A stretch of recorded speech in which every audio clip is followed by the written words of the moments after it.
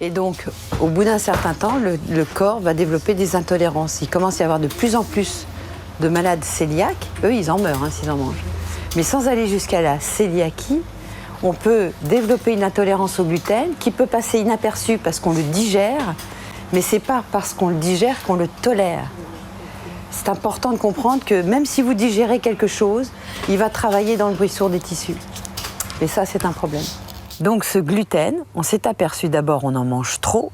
Et vous vous souvenez, je vous disais que si on mange trop d'un aliment, eh bien on va finir par en développer des intolérances.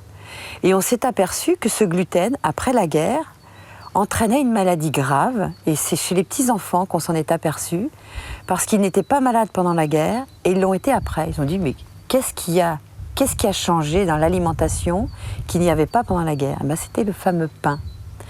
Et c'est là qu'on s'est aperçu que dans ces farines, quand ces enfants mangeaient ces farines, ils avaient le gros ventre gonflé et ils étaient rachitiques, parce que souvent c'est une indication de maladie cœliaque. Les enfants ne grandissent pas, ils sont tout maigres, ils ont un gros ventre et ils ont une déficience en zinc.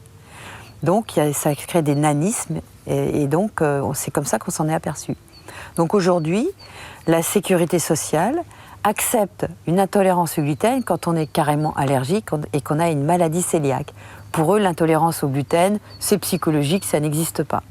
Et pourtant, je peux vous le dire, parce que maintenant, ça fait des années que je milite pour éventuellement soit supprimer dans les cas de pathologie, soit en tout cas lever le pied là-dessus quand on n'est pas malade, ça fait de la prévention. Eh bien, les gens qui le suppriment ont tout d'un coup, même sur des maladies neurologiques, ont tout d'un coup un bien-être, même psychologique. Tout d'un coup, on se sent mieux, c'est comme si on était dégagé d'un brouillard dans lequel on était.